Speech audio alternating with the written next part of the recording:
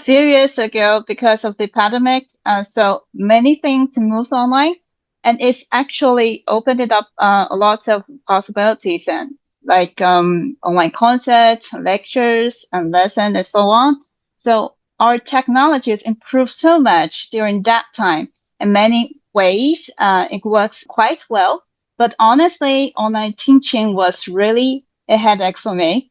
The biggest challenge was exploring the fine musical details, especially the quality of sound. So speaking of technology, I'm wondering perhaps technology like Spiro could actually help solve some of these challenges. Yes, that's why I said it has educational value. But it's a little bit difficult because, it's difficult to imagine that every teacher or every student can have a Spiro piano at home. That would be fantastic, but it's a little bit unrealistic.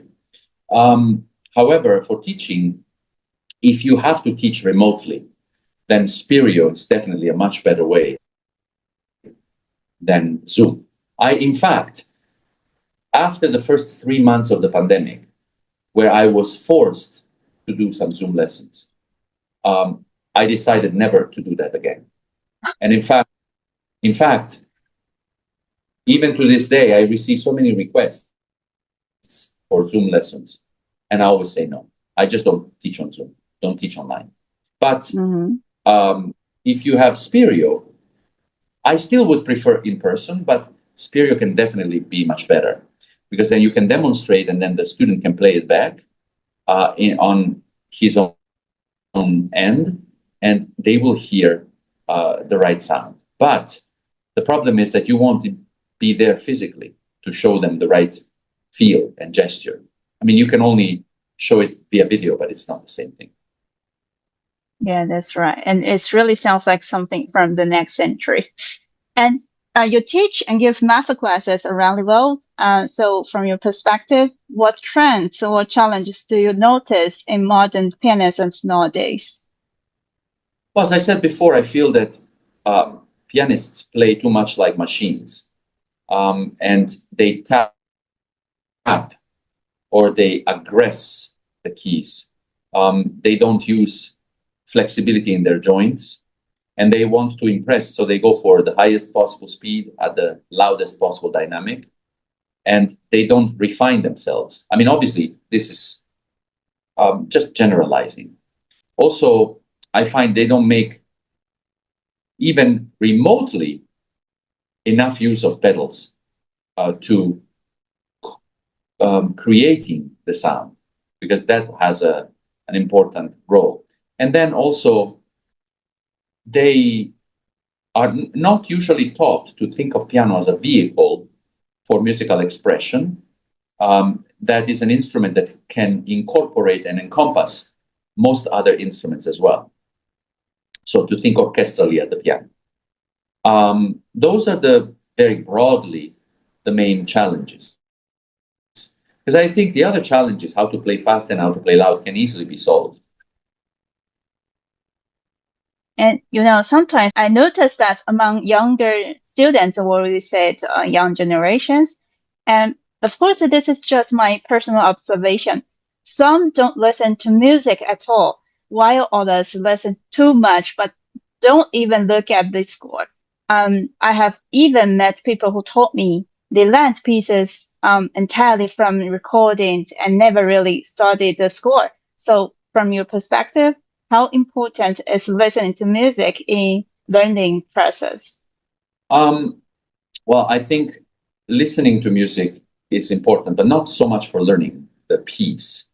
I think listening to music in general, like, for example, if you are learning a Prelude and Fugue by Bach, or any piece, you should go and listen to as much music by Bach, not for keyboard, but the cantatas, the B minor mass, the passions, and then cello suites and violin sonatas, etc. Beethoven, you're playing a sonata, you should start listening to symphonies and string quartets. Same for Schubert, etc.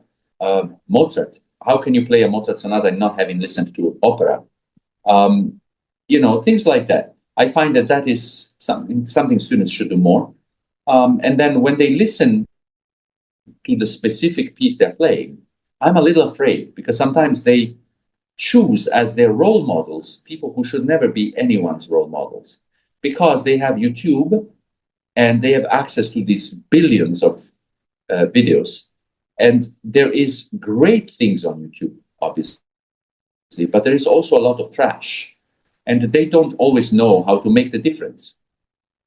Mm-hmm. And so they tend, my students, especially the younger ones, sometimes tend to choose as their models people who are closer to them in age and who have just won a competition, instead of choosing masters from the golden era of piano playing or from previous times, or at least listening to both so that they can understand the difference and the evolution, or the actually involution. Because I think that piano playing got worse now, not better.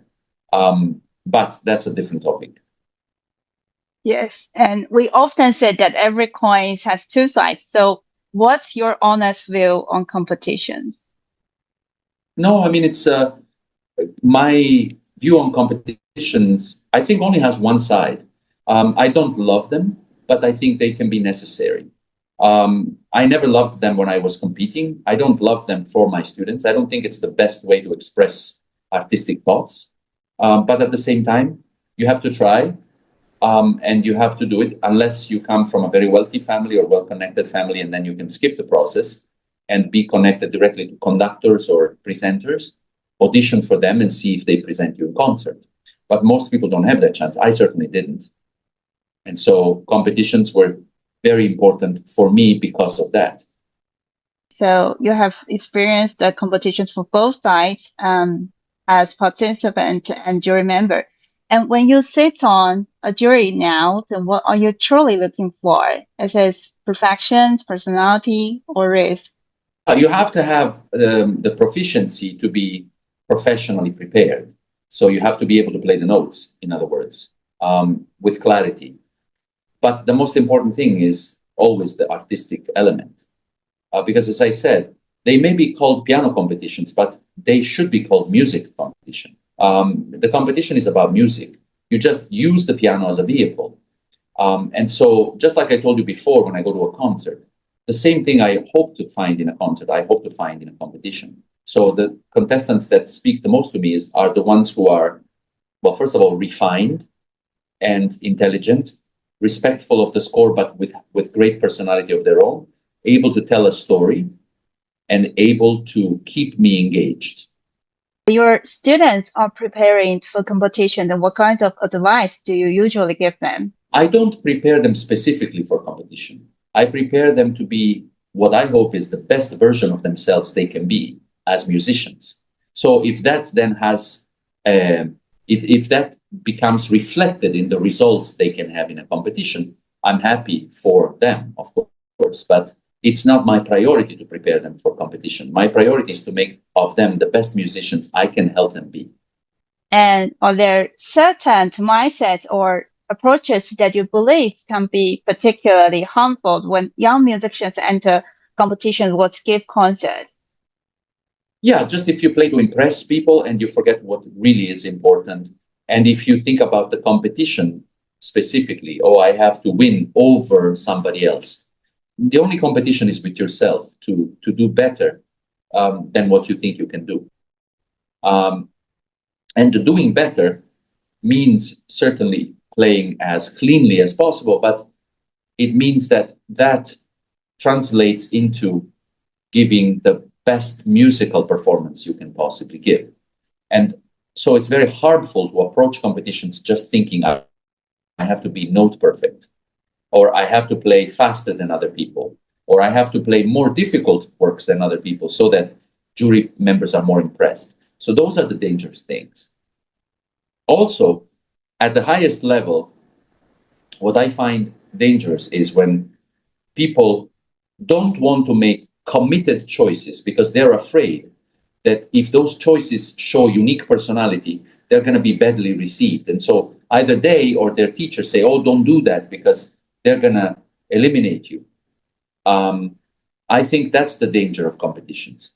And perhaps this connection to something essential, the idea of remaining your own voice. Yes, exactly. Losing your own personality, that is also a problem. I would want everybody to keep their own personality and develop it. Mm-hmm. So nowadays, the world is changing so quickly, and there are more ways for young musicians to gain exposure, especially through social media and the internet. And some artists have been built their career to that way, and clearly, some of them are very talented. Since we are living in a very different era now, and what advice would you give to young musicians who are trying to build a career today? I mean, I am, in this sense, I am still quite old-fashioned, because I think the youth nowadays may not like my answer, but I have to answer honestly. I think that being a musician should be about the music first, and it should be about discovery. It should be about sacrifice in practicing but practicing with the goal of understanding the music better and creating and spreading beauty around us. If you start from the other way and you say, how can I be successful? I think maybe you will be successful. Maybe you will make more money. Maybe you will be a celebrity. But I think that you will not be the artist you are supposed to be. I think, this is my view. Because I believe, for example, that if you build your musicianship or your ability based on trying to impress other people so that you can become famous online, and then from online maybe you can get more gigs live, then the way that you make music, you try to impress and serve to the people what you think they want.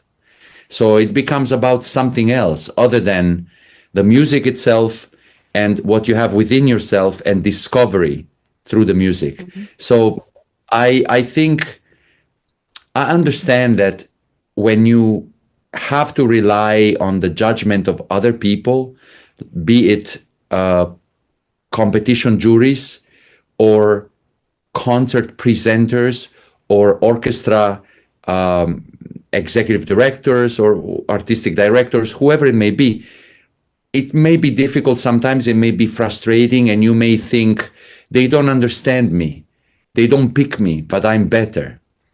So there is that. But then on the other side, there is also people who I think should never be on the stage in front of an audience if they call themselves artists. If they don't call themselves artists, that's a different story.